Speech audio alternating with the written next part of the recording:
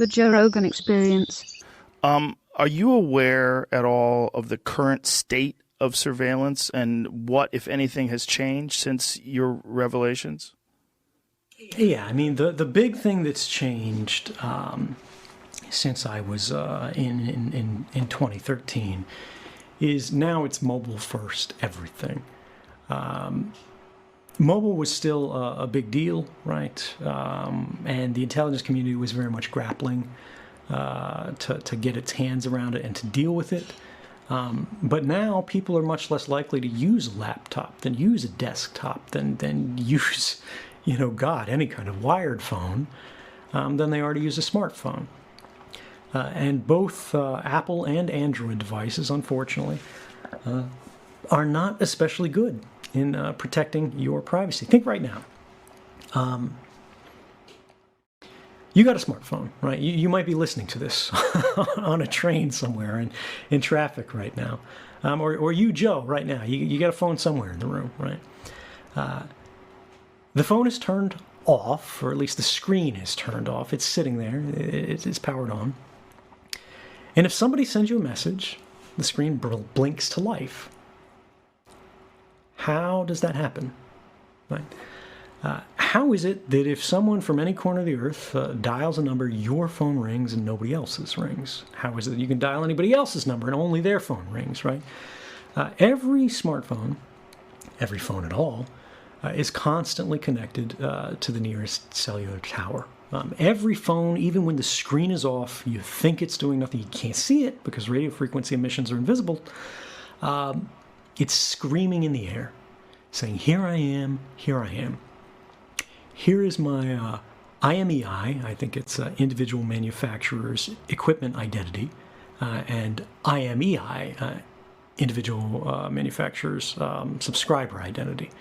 I could be wrong on the breakout there, but the acronyms are the IMEI and the IMSI, and you can search for these things.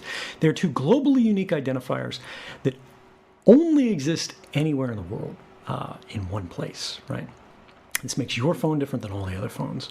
The IMEI is burned into the handset of your phone. No matter what SIM card you change to, it's always going to be the same, and it's always going to be telling the phone network it's this physical handset. Then the IMESI is in your SIM card, right? And this is what holds your phone number, right? It's basically the key, the right to use that phone number. And so your phone is sitting there doing nothing, you think, but it's constantly shouting and saying, I'm here. Who is closest to me? That's a cell phone tower. And every cell phone tower with its big ears is listening for these little cries for help and going, all right, I see Joe Rogan's phone, right? I see Jamie's phone. I see all these phones that are here right now.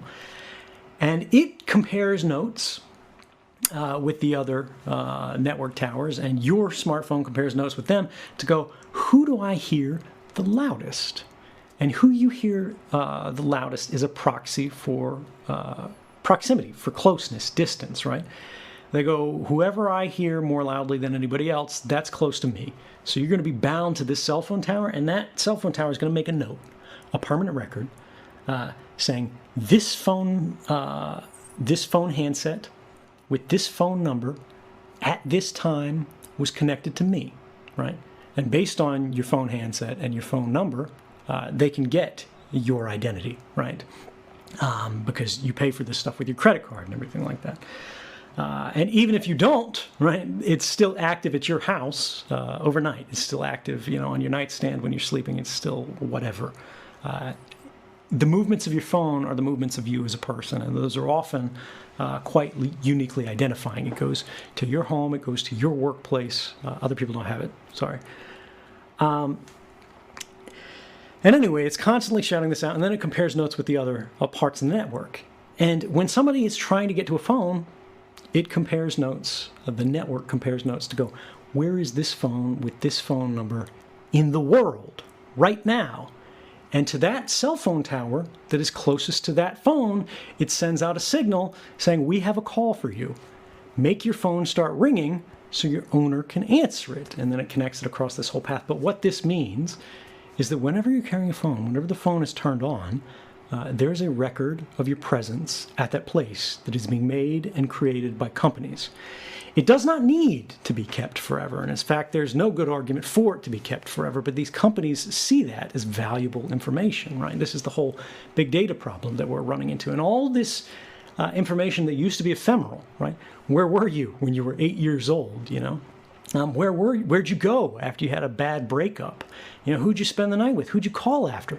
All this information used to be ephemeral, meaning it disappeared, right? Like the morning dew, it would be gone. No one would remember it. But now these things are stored. Now these things are saved. It doesn't matter whether you're doing anything wrong.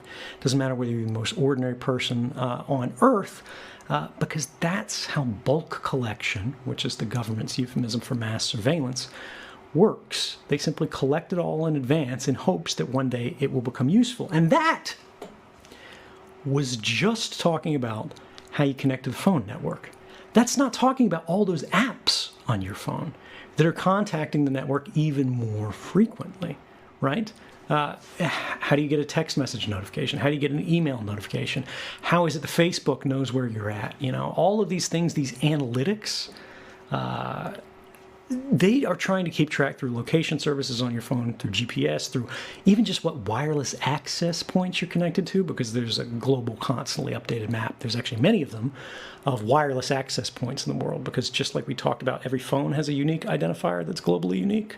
Every wireless access point in the world, right? Your cable modem at home, whether it's in your laptop, every device that has a radio modem has a globally unique identifier in it. And this is a standard term. You can look it up.